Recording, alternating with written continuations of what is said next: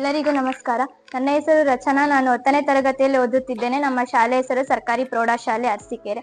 ಇಂದು ನಾನು ಅಧ್ಯಾಯ 13 ನಮ್ಮ ಪರಿಸರ ಈ ಪಾಠಕ್ಕೆ ಸಂಬಂಧಪಟ್ಟಂತೆ ಸೆಮಿನಾರ್ ಅನ್ನು ಮಾಡುತ್ತಿದ್ದೇನೆ. ಹಾಗಾದ್ರೆ ಈ ಅವಧಿಯಲ್ಲಿ ನಾವು ಕಲಿಯುವ ಕಲಿಕಾಂಶಗಳನ್ನು ನೋಡೋದಾದ್ರೆ, ಮೊದಲನೇದಾಗಿ ಜೈವಿಕ ಸಂವರ್ಧನೆ ಅನ್ನೋದ್ರ ಬಗ್ಗೆ ತಿಳ್ಕೊತೀವಿ. ನಮ್ಮ ಚಟುವಟಿಕೆಗಳಿಂದ ಪರಿಸರದಲ್ಲಿ ಉಂಟಾಗುವ ಸಮಸ್ಯೆಗಳ ಬಗ್ಗೆ ತಿಳ್ಕೊತೀವಿ. ಓಝೋನ್ ಪದರ ಅನ್ನೋದ್ರ ಬಗ್ಗೆ ತಿಳ್ಕೊತೀವಿ. ಓಝೋನ್ ಪದರ ಹೇಗೆ ಉಂಟಾಗುತ್ತೆ ಅನ್ನೋದ್ರ ಬಗ್ಗೆ ತಿಳ್ಕೊಳ್ಳೋಣ. ಮತ್ತೆ ನಮ್ಮ ಚಟುವಟಿಕೆಯಿಂದ ಪರಿಸರದ ಮೇಲೆ ಯಾವ ಪರಿಣಾಮ ಉಂಟು ಮಾಡುತ್ತೆ ಅನ್ನೋದ್ರ ಬಗ್ಗೆ ಈ ಅವಧಿಯಲ್ಲಿ ನಾವು ಸಂಕ್ಷಿಪ್ತವಾಗಿ ತಿಳಿಯೋಣ. ಮೊದಲನೇದಾಗಿ ಜೈವಿಕ ಸಂವರ್ಧನೆ. ಈಗ ನೀವು ಈ ಚಿತ್ರವನ್ನು ಗಮನಿಸ್ಬೋದು. ಈ ಚಿತ್ರದಲ್ಲಿ ಏನ್ ಕಾಣ್ತಿದೆ, ಈಗ ಸಾಮಾನ್ಯವಾಗಿ ನಮ್ಗೆ ಗೊತ್ತು, ರೈತರು ಅಂದ್ರೆ ತಮ್ಮ ಸಸ್ಯಗಳನ್ನು ಕಾಪಾಡೋದಕ್ಕಾಗಿ ಕೀಟನಾಶಕ ಅಂದ್ರೆ ಔಷಧಿಗಳನ್ನ ಸಿಂಪಡಿಸಿರ್ತಾರೆ. ಈಗ ಇವರು ಔಷಧಿಗಳನ್ನ ಸಿಂಪಡಿಸ್ತಾ ಇದ್ದಾರೆ. ಈ ಔಷಧಿಗಳು ಇವು ಜೈವಿಕ ವಿಘಟನೆಗೆ ಒಳಗಾಗೋದಿಲ್ಲ. ಇವು ನೆಲ ಮತ್ತು ನೀರಿನ ಮುಖಾಂತರ ವಿಲೀನವಾಗುತ್ತವೆ. ಅದೇ ರೀತಿ ನೀವು ಈ ಚಿತ್ರವನ್ನು ಗಮನಿಸ್ಬೋದು.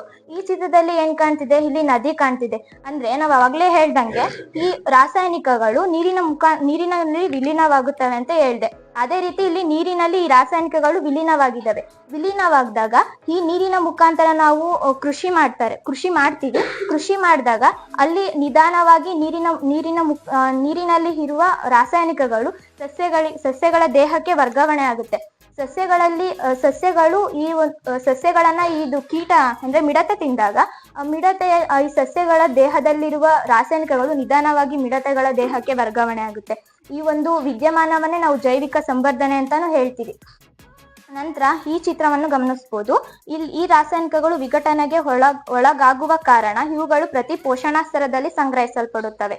ಹೀಗೆ ಒಂದು ಜೀವಿಯಿಂದ ಮತ್ತೊಂದು ಜೀವಿಯ ದೇಹಕ್ಕೆ ಆ ರಾಸಾಯನಿಕಗಳು ವರ್ಗಾವಣೆಯಾಗಿ ಹಾನಿಯನ್ನು ಉಂಟು ಮಾಡುತ್ತವೆ. ಇಲ್ಲಿ ಗಮನಿಸಬಹುದು, ಇಲ್ಲಿ ಮಿಡತೆ ಇದೆ. ಮಿಡತೆಯನ್ನು ಕಪ್ಪೆ ತಿನ್ನುತ್ತೆ, ಕಪ್ಪೆಯನ್ನ ಹಾವು ತಿನ್ನುತ್ತೆ, ಹಾವನ್ನ ಹದ್ದು ತಿನ್ನುತ್ತೆ.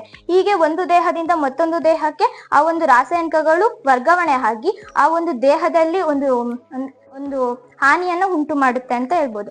ನಂತರ ನಮ್ಮ ಆಹಾರ ಧಾನ್ಯಗಳಾದ ಭತ್ತ ಆಗಿರ್ಬೋದು, ರಾಗಿ ಆಗಿರ್ಬೋದು, ತರಕಾರಿಗಳು, ಮಾಂಸನೂ ಕೂಡ ವಿವಿಧ ಕೀಟನಾಶಕಗಳ ಅವಶೇಷಗಳನ್ನು ಒಳಗೊಂಡಿರ್ತವೆ.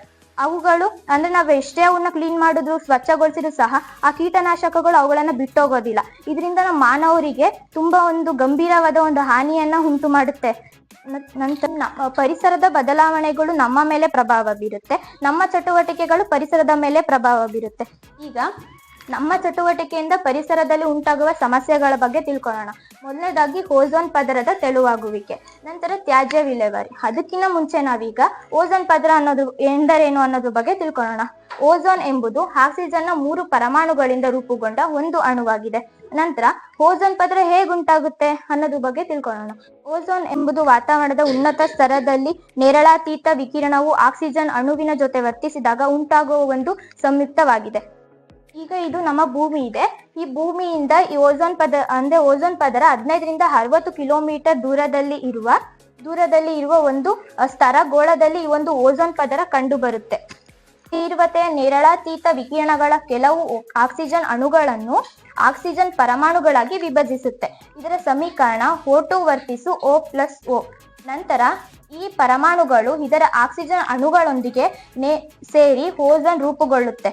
ಇದರ ಸಮೀಕರಣ O+O2 ವರ್ತಿಸು O3. ಈಗ ನಾವು ಕೊನೆಯದಾಗಿ ನೋಡೋದಾದ್ರೆ, ನಮ್ಮ ಚಟುವಟಿಕೆಯಿಂದ ಪರಿಸರದ ಮೇಲೆ ಯಾವ ಪರಿಣಾಮ ಉಂಟು ಮಾಡುತ್ತೆ ಅನ್ನೋದ್ರ ಬಗ್ಗೆ ತಿಳ್ಕೊಳ್ಳೋಣ. ಈಗ ಈ ಚಿತ್ರ ನಾವು ಗಮನಿಸ್ಬೋದು. ನೀವು ಈ ಚಿತ್ರದಲ್ಲಿ ಏನ್ ಕಾಣ್ತಿದೆ, ಈಗ ಇಲ್ಲೊಂದು AC ರೂಮ್, ರೆಫ್ರಿಜರೇಟರ್ ಅಥವಾ AC ರೂಮಿನಲ್ಲಿ ಇಬ್ರು ವ್ಯಕ್ತಿಗಳು ಕೂರ್ತಿದ್ದಾರೆ. ನೀವು ಕೇಳ್ಬೋದು, ಇದರಿಂದ ಏನು ಪರಿಣಾಮ ಬೀರುತ್ತೆ, ಎಲ್ಲರೂ ಈಗ AC ಬಳಸ್ತಾರಲ್ವಾ, ಏನ್ ಪರಿಣಾಮ ಬೀರುತ್ತೆ ಅಂತ ನೀವು ಕೇಳ್ಬೋದು. ಆದ್ರೆ ಈ ರೆಫ್ರಿಜರೇಟರ್ ಅಥವಾ AC ಒಂದು ರಾಸಾಯನಿಕ ಬಿಡುಗಡೆ ಆಗುತ್ತೆ. ಆ ರಾಸಾಯನಿಕದ ಹೆಸರೇ CFC ಅಂದ್ರೆ ಕ್ಲೋರೋಫ್ಲೋರೋ ಕಾರ್ಬನ್. ಈ ರಾಸಾಯನಿಕನೇ ನಮ್ಮ ಓಝೋನ್ ಪದರದ ಕುಸಿತಕ್ಕೆ ಕಾರಣವಾಗಿದೆ. ನಮ್ಮ ಓಝೋನ್ ಪದರ ಕುಸಿತ ಇದೆ ಅಂದ್ರೆ ಈ ಒಂದು ರಾಸಾಯನಿಕನೇ ಕಾರಣ ಆಗಿರುತ್ತೆ. ನಾವೀಗ ಈ ಅವಧಿಯಲ್ಲಿ ಎಷ್ಟು ಅಂಶಗಳನ್ನ ಕಲ್ತಿದೀವಿ ಎಂದು ಪುನರ್ಮನನ ಮಾಡ್ಕೊಳ್ಳೋಣ.